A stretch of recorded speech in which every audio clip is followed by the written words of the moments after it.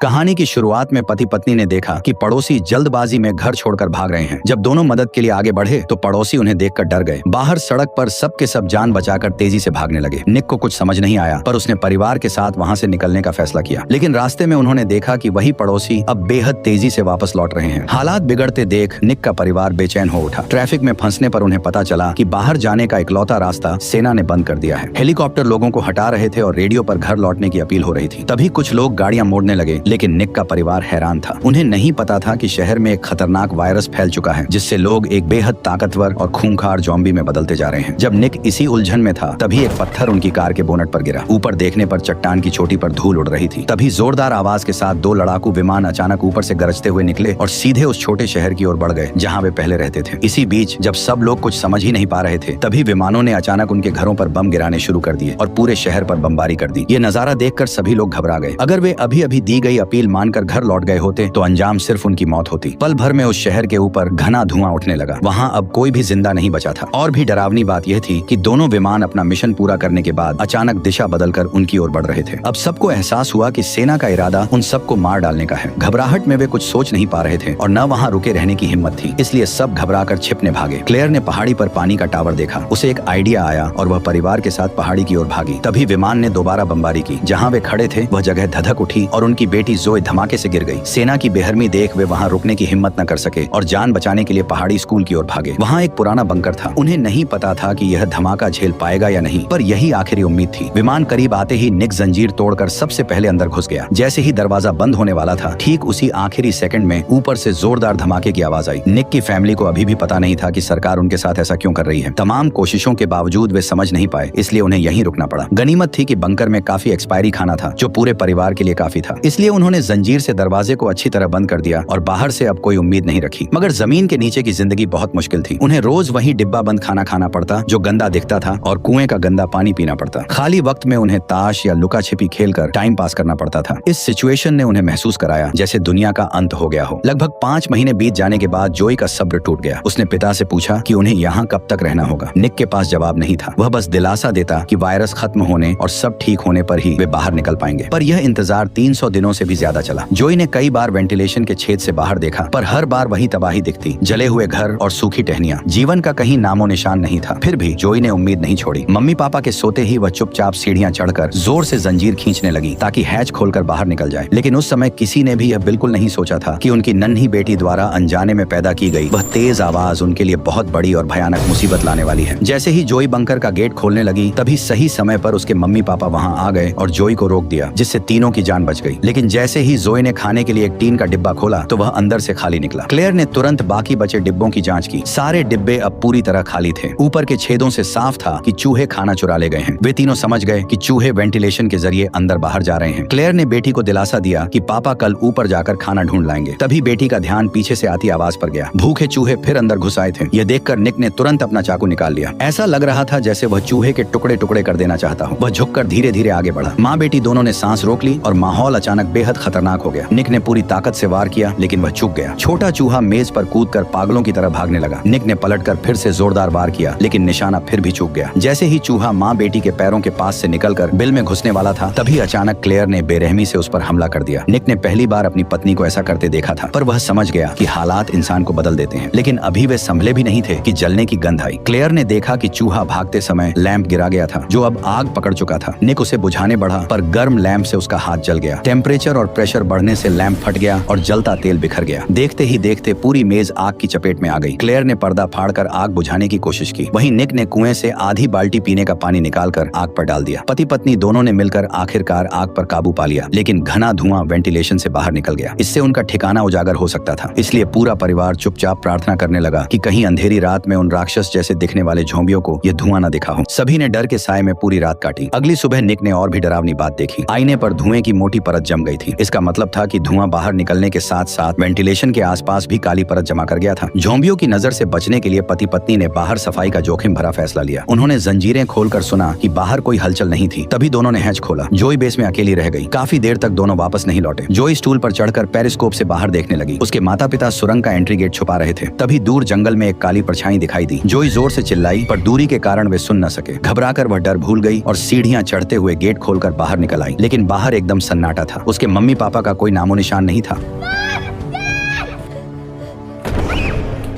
Mummy papa को जिंदा देखकर जोई खुश होने की बजाय घबराते हुए लगातार बड़बड़ाती रही। तभी अचानक जोई ने सामने की ओर इशारा किया। इतनी अफरा तफरी के बाद पता चला कि जोई केवल हिरण को देखकर डर गई थी। निक ने राहत की सांस लेते हुए अपनी बेटी को सहलाया, लेकिन क्लेयर हैरान थी कि हिरण आखिर भाग क्यों रहे थे। आखिर उनके पीछे क्या था जो उन्हें दौड़ा रहा था। खतरे का एहसास होते ही सब लोग जल्दी से बेस में लौट आए। निक ने लकड़ी की पट्टियों से सुराख बंद किया और लोहे की जंजीर से दरवाजे को अच्छी तरह बांध दिया। जब उसने कई ताले और सुरक्षा इंतजाम कर लिए, तब जाकर वह शांत होकर बाहर की हलचल सुनने लगा। निक ने सांस रोककर ध्यान लगाया और सचमुच उसे बाहर से साफ साफ कदमों की आवाज सुनाई दी, जो धीरे धीरे पास आती गई और आखिरकार उनके सिर के ऊपर आकर रुक गई। ऐसा लगा जैसे उस ज़ॉम्बी को यहाँ कुछ अजीब महसूस हुआ हो। वह लगातार इधर उधर टहलता रहा, मानो कुछ ढूंढ रहा हो। निक उन कदमों की आवाज का पीछा करते हुए आखिरकार सीधे बंकर के दरवाजे के ठीक नीचे आकर रुक गया। गेट के अचानक बजते ही उनके दिल में डर की लहर दौड़ गई। निक और क्लेयर प्रार्थना करने लगे कि गेट खुल न जाए। अचानक ज़ॉम्बी ने दरवाजा खींचना शुरू कर दिया। दरवाजा जंजीरों से बंधा था, लेकिन उसे रोकना नामुमकिन था। जल्द ही जंजीरें टूट गईं और दरवाजा धीरे धीरे खुलने लगा। क्लेयर ने सीढ़ियों पर चढ़कर जंजीर को थाम लिया और पूरी ताकत से उसे बंद रखने की कोशिश करने लगी। निक ने भी आखिरी पल में पानी की पाइप तोड़ दी ताकि दरवाजे को अटका सके, लेकिन जब वह ऊपर चढ़ा तब तक बहुत देर हो चुकी थी। ज़ॉम्बी ने जोर लगाकर लोहे का दरवाजा उठा दिया और उसकी सफेद चमकती आंखें पास आ गईं। निक ने लोहे की पाइप से उसके चेहरे पर जोरदार वार किया। ज़ॉम्बी को अचानक हुए इस हमले की उम्मीद नहीं थी। दर्द से वह पीछे हट गया। निक ने तुरंत लोहे की पाइप से दरवाजा अटका दिया। जब उसने कदमों की आवाज दूर जाती सुनी, तब जाकर उसने राहत की सांस ली, लेकिन वे सभी जानते थे कि इस बंकर का पता चलने के बाद और भी ज़ॉम्बी यहाँ आ जाएंगे। जल्द ही तीनों निराश होकर सीढ़ियों के पास बैठ गए, मन में थोड़ी उम्मीद लिए कि शायद वो ज़ॉम्बी हार मानकर लौट जाएंगे, लेकिन ऐसा होता नहीं दिख रहा था। करीब 20 मिनट बाद स्टोर रूम की अलमारी जोर जोर से हिलने लगी। ऊपर से भारी कदमों की अनगिनत आवाजें आने लगी और आखिरकार ज़ॉम्बियों का झुंड वहाँ पहुँच गया। इसके तुरंत बाद वे सभी फिर से सुरंग के एंट्री गेट पर इकट्ठा हो गए और उस मजबूत लोहे के दरवाजे पर हमला करने लगे।